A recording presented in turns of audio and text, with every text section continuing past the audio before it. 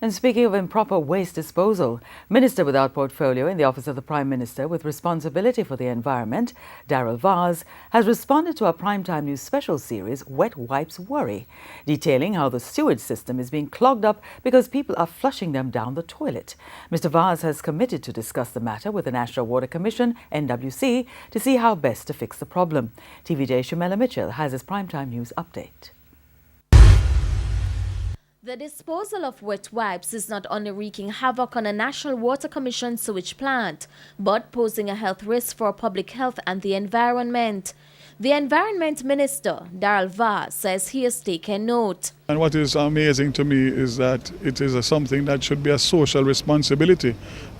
People must understand if they use those wet wipes that there's a certain way to dispose of them. If they choose to flush them, then obviously the consequences are going to be what we saw on TV the other day. Mr. Vaz promised that measures would be put in place to address this problem. Because some people may not really know thing, and I think we'll have to devise a way through the NWC to make sure that that is done. But I don't see what else can be done to prevent somebody from using wet wipes and using, because they're in their own private domain for the most part, and they should have better knowledge. Some have been calling for stricter penalties to be put in place to address what's essentially an improper disposal problem. Some countries have put in measures in place where they actually fine people, especially in England. It's a big issue there.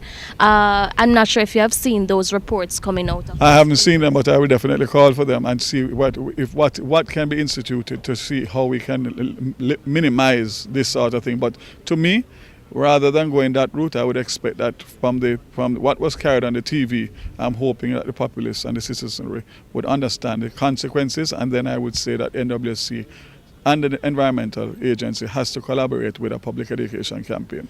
And it's costing the taxpayers and the inconvenience to those who use the service of the sewer, NWC sewer.